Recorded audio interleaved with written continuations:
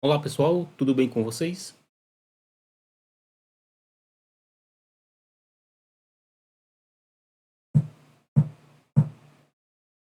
Olá pessoal, tudo bem com vocês? Eu espero que sim.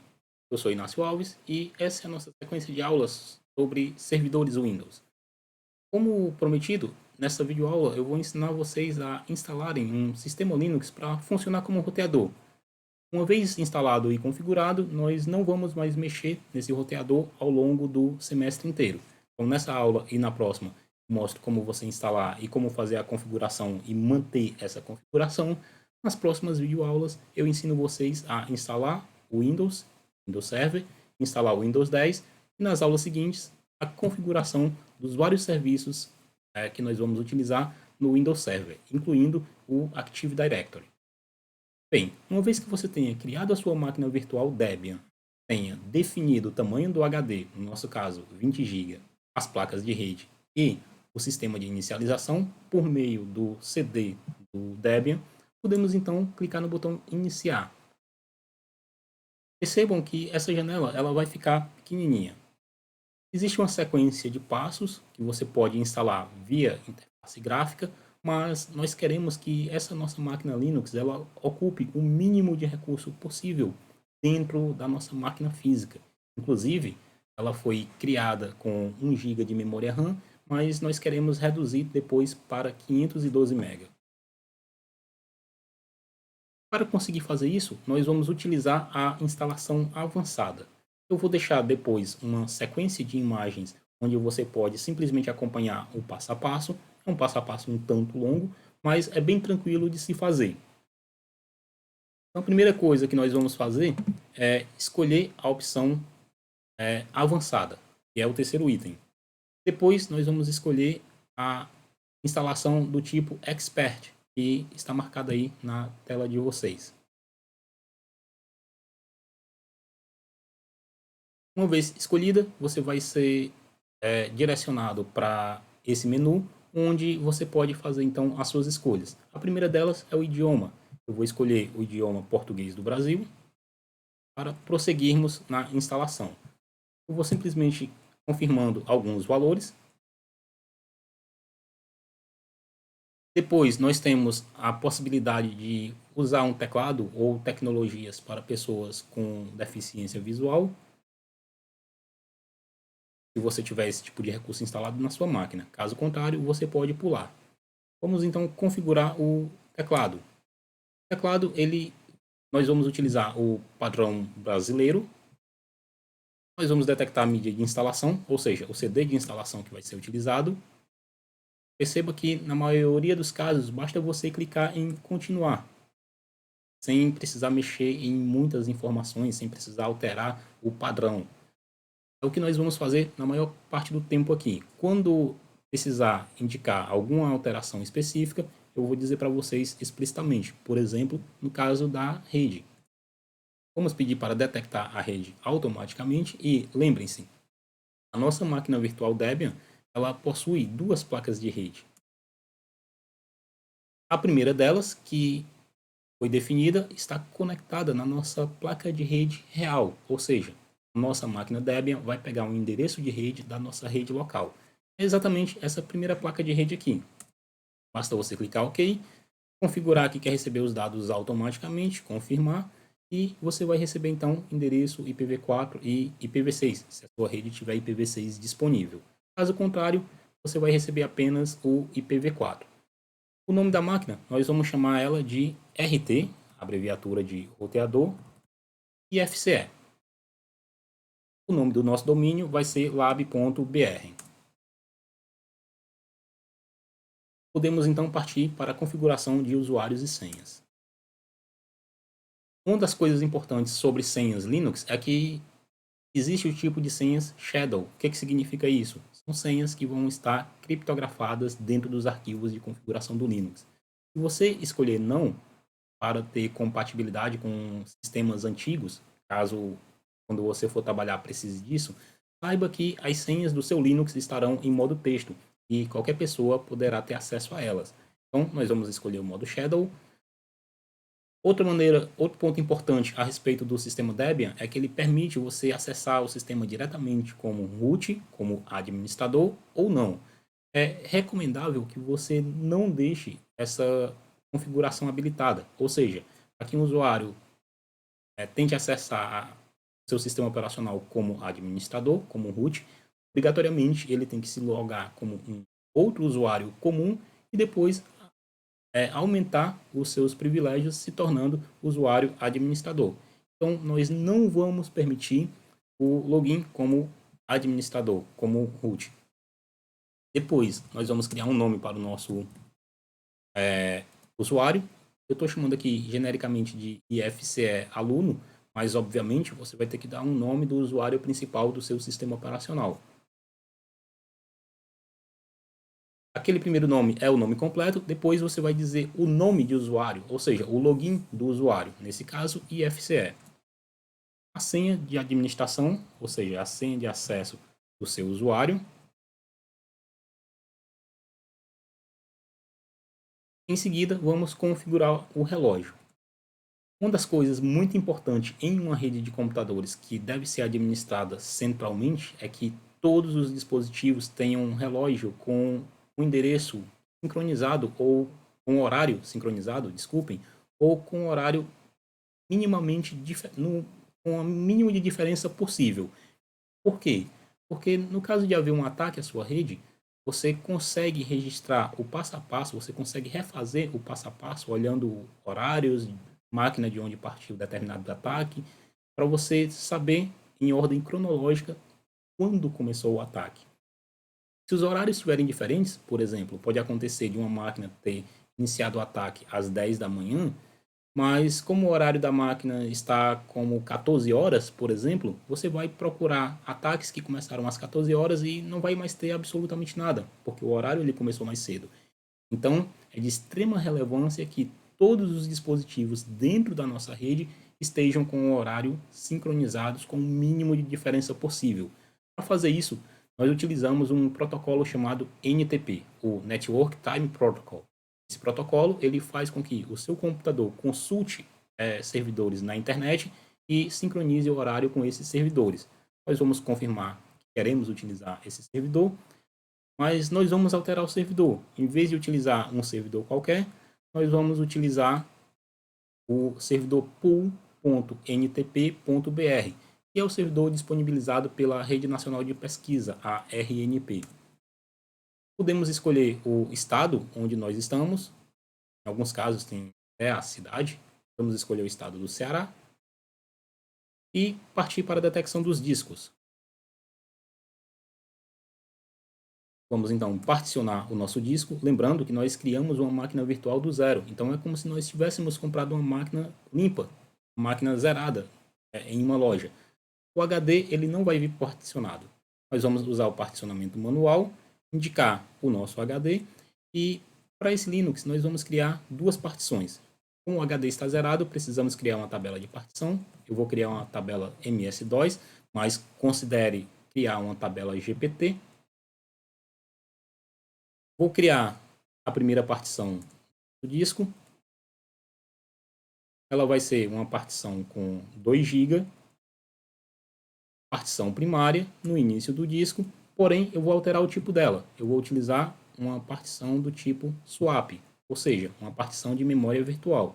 Posso finalizar a configuração da partição e eu posso criar uma nova partição. Criar nova partição com o tamanho total do disco.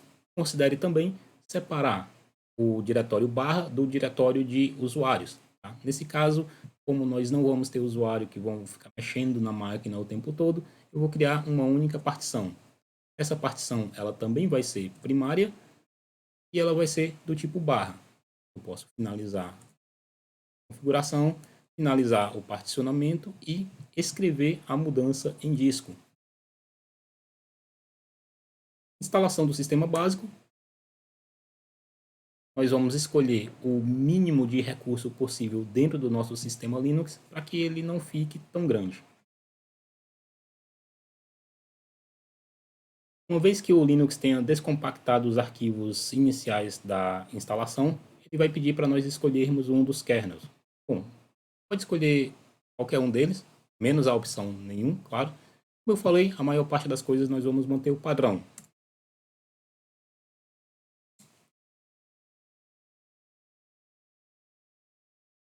De novo, mantendo o padrão, considere escolher um sistema adequado para a sua máquina, principalmente se essa máquina vai rodar em produção.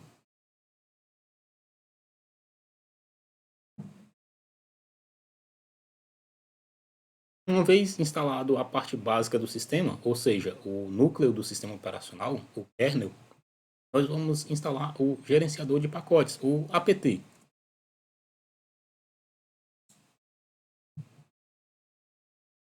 Algumas configurações são necessárias, como por exemplo, se você tiver baixado os vários DVDs de instalação, você já pode adicioná-los à sua source list.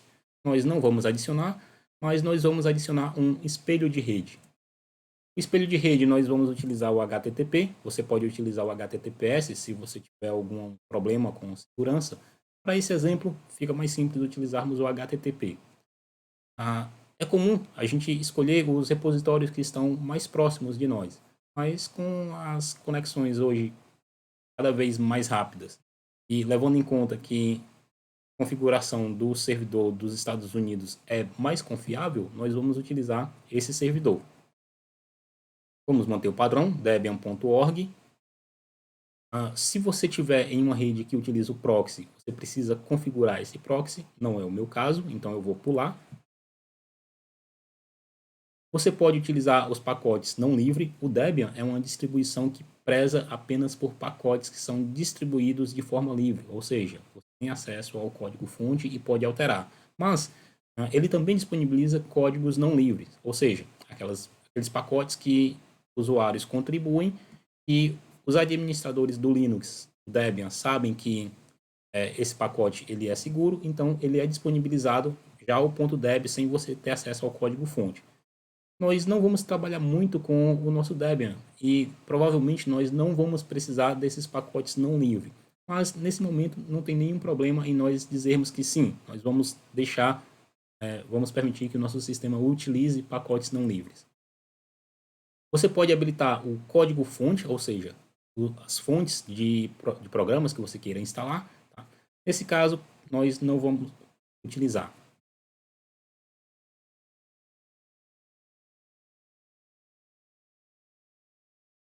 Em seguida, nós temos a questão de escolher se vamos manter atualizações de segurança ou não, se vamos manter atualizações mais novas ou versões mais novas. O recomendado é apenas as atualizações da distribuição e atualizações de segurança. E caso você saiba de algum pacote específico que não funciona bem, você pode manter os softwares nas versões mais recentes. Porém, ao escolher essa opção de manter o software da versão mais recente, você já fica sabendo que alguns deles podem vir com bugs mais sérios. Então, nós não vamos escolher essa opção.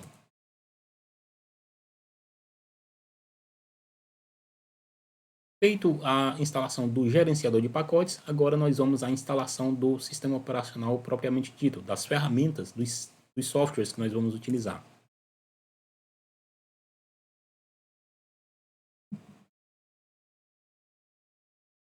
Podemos escolher o tipo de atualização. Eu vou escolher instalar atualizações automaticamente.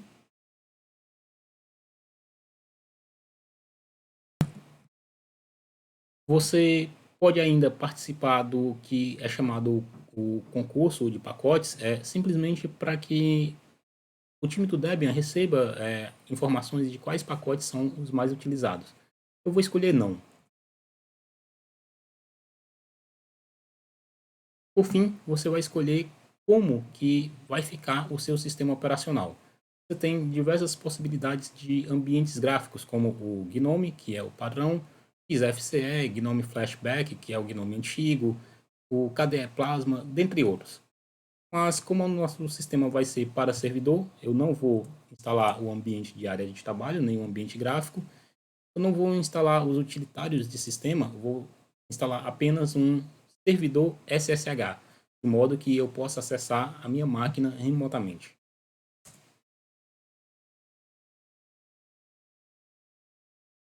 Em seguida, nós precisamos instalar o carregador do sistema operacional. É o pequeno software responsável por inicializar o seu sistema Debian.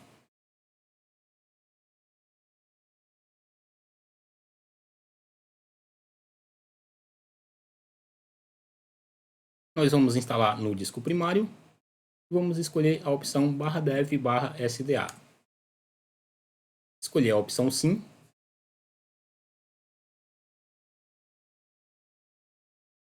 E o nosso sistema está devidamente instalado. Basta então escolher a opção de finalizar a instalação.